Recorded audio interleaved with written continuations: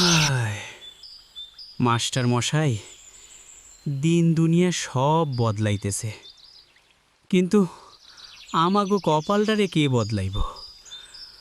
অভাবটা এমন জিনিস, মনে হয় আমাগো সাথেই জন্মাইছে। সকাল হইতে রাত, মাথার উপর ঠান্ডা ছাদ নাই, পেটে 2 বেলা খাবার নাই, তারপরেও জীবনটারে টানাটানি করে চালাইতেছি। রে রফিক, অভাব শুধু পেটে থাকে না রে বাপ, অভাব এখন মানুষের মাথার ভিতরও ঢুকছে, চিন্তায় ঢুকছে। আমাগো সময় অভাব ছিল ঠিক আছে, কিন্তু মানুষ ছিল মানুষ। কারুর বাড়িতে চুলা না জ্বললে আরেক বাড়ির থাইকা পান্তা ভাত আর মরিচ আইসা হাজির হইত। এখন মানুষ পেট ভরা খায়, কিন্তু মনটা খালি হাহাকার করে। মাস্টার মশাই, মনে পড়ে ছোটবেলার হাল খাতা? 1 প্যাকেট বাতাসা আর জিলাপির লগে পুরো বছর অপেক্ষা করতাম। আমাগো জীবনে অভাব ছিল ঠিকই, কিন্তু বুকটা ছিল শান্তিতে। কেউ কারো দুঃখ বুঝতো, একটা হাসি দিত, একটা হাত বাড়াইত। সেই দিনগুলো আর ফিরব? এখন তো নিজের ভাই ভাইরে চেনে না। মানুষের মন এখন টাকা দেখলে নড়তেছে, মানুষ দেখে না। বাপ কামলাবে, পোলা বলে আমার আইফোন লাগবো। এইটাই এখনকার অভাব। অভাব শুধু টাকার না, অভাব লাজের, অভাব শ্রদ্ধার। রে রফিক, শান্তিটা এখন মানুষের হাতে নাই, মোবাইলের স্ক্রিনে বন্দী হয়ে গেছে। অভাব তো আগেও ছিল, কিন্তু এখনকার অভাব জিনিসটা অন্যরকম।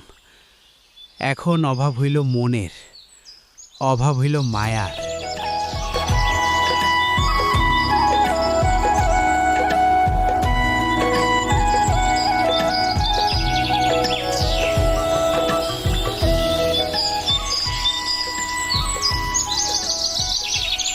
এই সার্টিফিকেটগুলো শুধু কাগজ না, আমার মায়ের রক্ত ঘাম, মার না খাইয়া থাকা, তার স্বপ্ন সব কিছু বাধা আছে এখানে।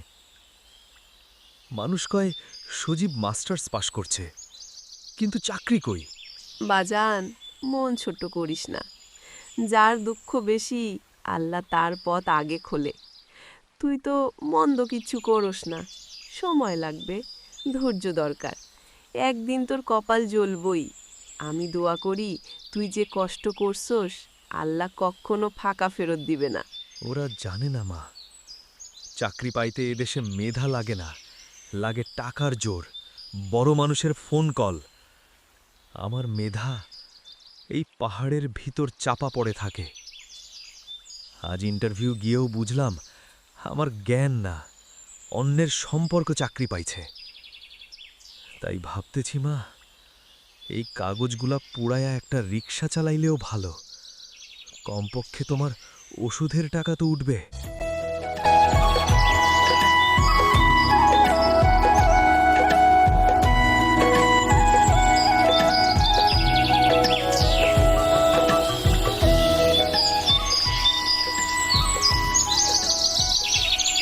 দেখছিস বাজান, ওই যে মাঝখানে ঢেউ খেলতাছে, ওইখানেই আসিল আমাগো ঘর বাড়ি।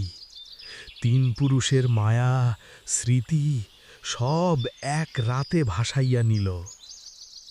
নদী বড় নিষ্ঠুর রে, আগুনে পুড়লে কয়লা থাকে, কিন্তু নদী নিলে শিকড়টাও রেখে যায় না। এখন আমরা পরের জমির মানুষ, শিকড়হীন গাছের মতো দুলতাছি। মানুষ যারে বলে অভাব, ভিটা হারানো মানুষের সামনে এই অভাব কিছুই না রে।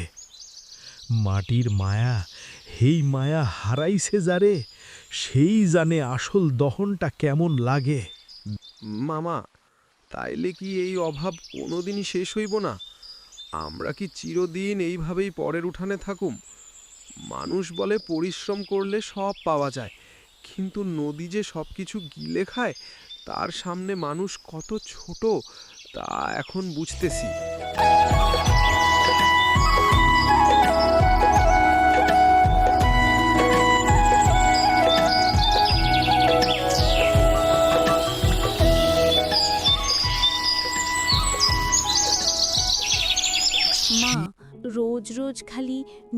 মরিচ দিয়া ভাত খাইতে আর ভালো লাগে না। পাশের বাড়িতে মাছের ঝোল রানতেছে, গন্ধ পাইলে আমার পেটই ভরে যায়।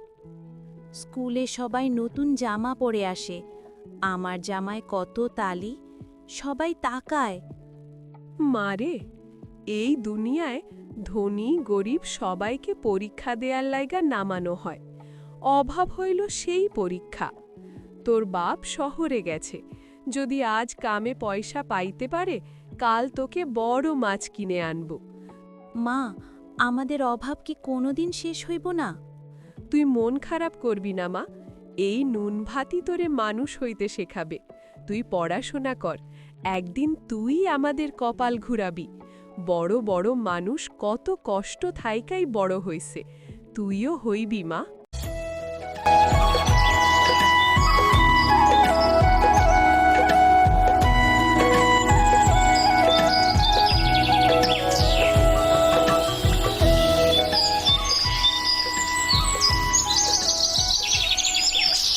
শহর থেকে ফিরলা, পোলা বউ রাখলো না?